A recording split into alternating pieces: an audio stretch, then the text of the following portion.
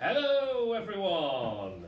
Hello! Welcome to our second socially distanced assembly. Now, it's hard to believe, but actually we've now been in lockdown and school has been closed for a period of time which is longer than the summer holidays. And that's, as you say, difficult to get your head around, but particularly as we weren't expecting it. You know, this was sort of foisted upon us and we've had to just kind of manage as best we can, and we know it's been tricky. And sadly, we don't really know exactly when it will be that we're able to come back and go back to normality. Yes. Obviously, we're hoping that we'll know more on Sunday, and obviously when we know something else, then obviously we'll let you know, we'll let your parents know as well. But at the moment, we know no more than you do. And as we know that we've got to continue in this manner for at least the short term, we thought we'd do an assembly about how we can try and make what's happening at the moment, the kind of lockdown lives we're living, as successful as they possibly can be. So in order to do that, you need to plan. You need to plan to look after yourself. You need to plan to look after your family. And you need to plan to look after your friends. And this is all about doing things to develop your own mental wealth. And I like what you've done there, Ms Macfarlane, mental wealth, mental health. You can see it's a pun, big fan of those. But actually it's about understanding how we can kind of create that treasure trove of goodness inside our heads, enable us to live the best lives we can at what are trying times. So how do we go about doing that? Number one is you need to organise your time, and that involves doing some schoolwork. Now, you'll be aware that work is set on a Monday for each week on Google Classroom for all of your subjects, and that should give you an opportunity to plan your time a little bit throughout the week. You know, if you have science, for example, and you usually have 3 lessons of science a week, it means you're going to have 3 sessions of science to fit in during that week. Most of you, about 75%, have logged on to your Google Classroom accounts, but if you haven't, it's worth doing. You need to log on using your HC Online account and then go into Google Classroom and click on your particular classrooms. If you haven't done it yet, it is not too late. This is the easiest way for you to keep up with what your teachers want you to do, and indeed to communicate with some people in your class. There's some nice communication streams on Google Classroom. You can ask your teachers questions. It's worth getting signed up. If you haven't done so yet, please do so. Ms Macfarlane will talk you through how. Yes. If you haven't done it, first thing to do is to go onto the school website, and if you click on the red exclamation mark which is there, that takes you through to the Learning Resources page. On the Learning Resources page, just a little bit from the top, is a whole section which says Google Classroom. And in there are some links which will show you how to access your Google Classroom account, how to contact Mr Willits if you can't do that, and then it also has a list of codes for the classrooms that you need for your particular year group, so you can log on and click on from there. Okay, brilliant. Few pieces of guidance from us. Do try to have a look at all of your subjects. You know, the reality is that when you come back to school, your subjects will still be there. They won't have vanished, they won't have changed.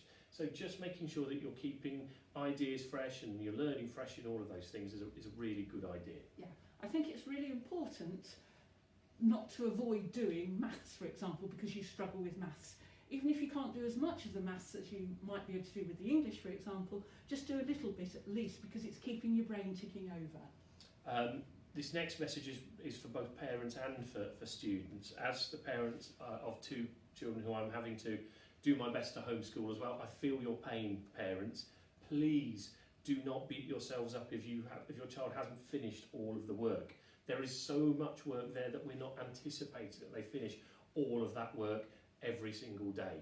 You know, be kind to yourselves, be kind to each other, complete as much as you can, try to keep busy, but we do recognise that there is a whole other life to carry on with as well, family life and those things. So please, the work is there to help. Homeschooling is still important, but we're not expecting you to sit there at 8:30 and then log off at 3:10. We know that's impossible for most families because of IT equipment. We also don't think it's necessarily the healthiest way to live your life in lockdown. So when you have completed some work, then I think it's really, really important that you can send it back to your teachers so they can check it and give you comments to check that you understand things, but also so they can see what you've tried to do. So you can send it back by uploading to Google Documents, or if you're struggling with that, take a photograph and email your teacher. But we really want to know how you're getting on. Absolutely. If you really do find Google Classrooms a struggle beyond, please do keep in contact with us via email. Our emails are always very straightforward. It's teacher's first name, teacher's surname @hamptoncollege.org.uk. If you're really unsure, there is a list of them on the school website.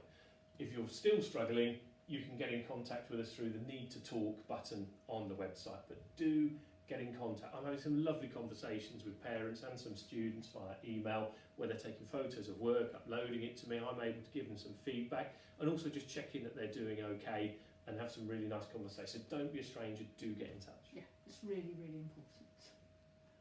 And then, of course, you need to be doing other things as well. It's really important that you don't try and fill your life sitting at the computer. It's really, really important. So plan to do other things. I, as you may have noticed, gave myself a slight trim the other day at home. I am not advocating this haircut, and for obvious reasons.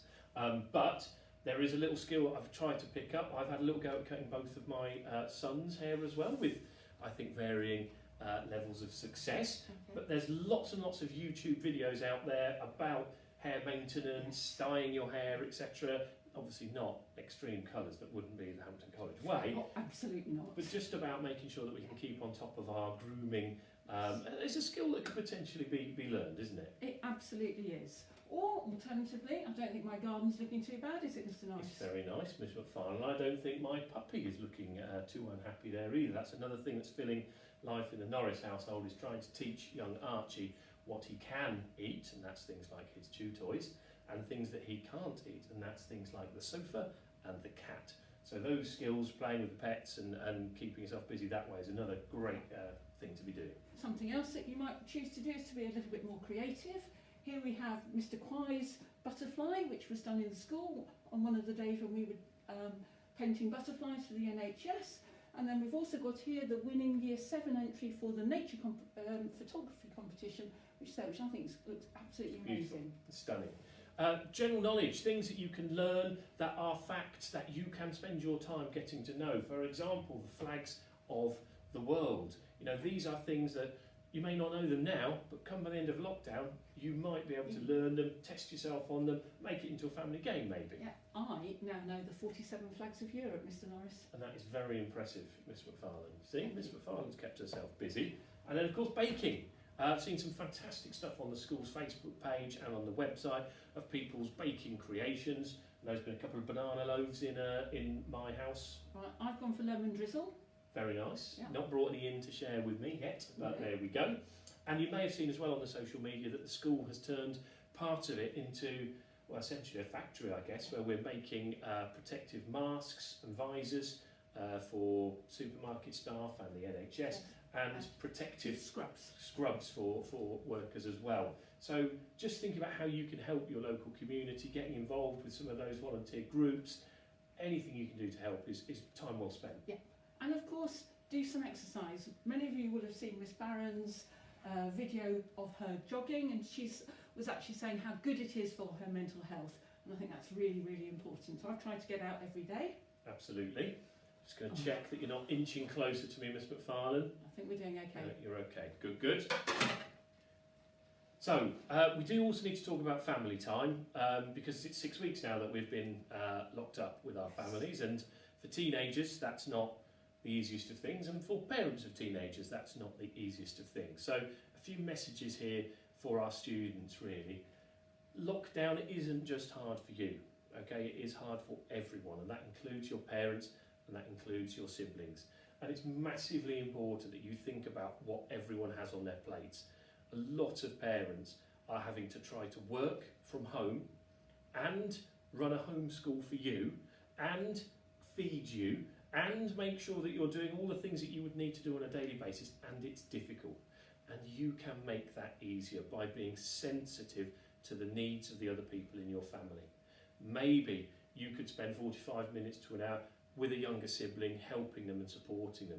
The more kind of self-starting and independent you can be in this process, making sure that you're not having to be dragged kicking and screaming to unload the dishwasher or to do some work on Google Classrooms, the more you are playing a massive part in helping your family at this difficult time, because we all love our families, but this does put a strain, doesn't it? And you have to think about how you can play an active part in making family life more enjoyable for all. Yeah, and I think, trying to get involved in a family activity is actually quite good fun, such as doing board games. I've heard people getting the Monopoly board out. That can go on and on and on forever for a large space of time. Absolutely.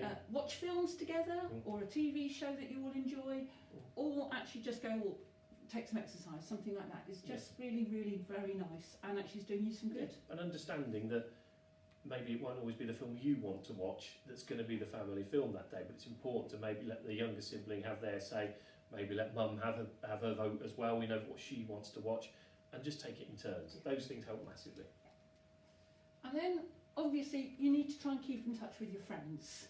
Me, not being too tech savvy, have actually learned how to Zoom, how to house party, WhatsApp.